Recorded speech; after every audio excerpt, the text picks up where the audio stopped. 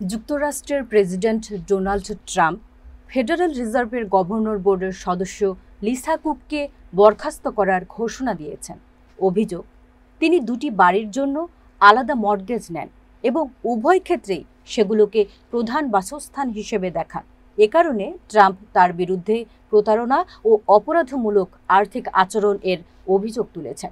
Fade একটি স্বাধীন সংস্থা হওয়ায় প্রেসিডেন্টের এমন সিদ্ধান্ত মার্কিন ইতিহাসে নজিরবিহীন।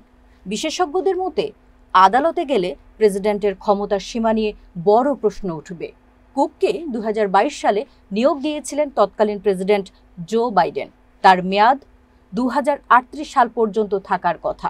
তবে আইন অনুযায়ী গুরুতর অপরাধে গভর্নরকে সরানো সম্ভব। আইনবিদেরা বলছেন, কুকের লেনদেন ছিল ফেডে যোগদানের আগেই এবং তা সিনেটের অনুমোদন প্রক্রিয়ায় নথিভুক্ত ছিল। তাই এখন বরখাস্তের যৌক্তিকতা প্রশ্নবিদ্ধ। কুক জানিয়েছেন, শুধু টুইটের কারণে তিনি পদ ছাড়বেন না এবং আর্থিক লেনদেন নিয়ে প্রশ্ন উঠলে তথ্য দিয়ে উত্তর দেবেন।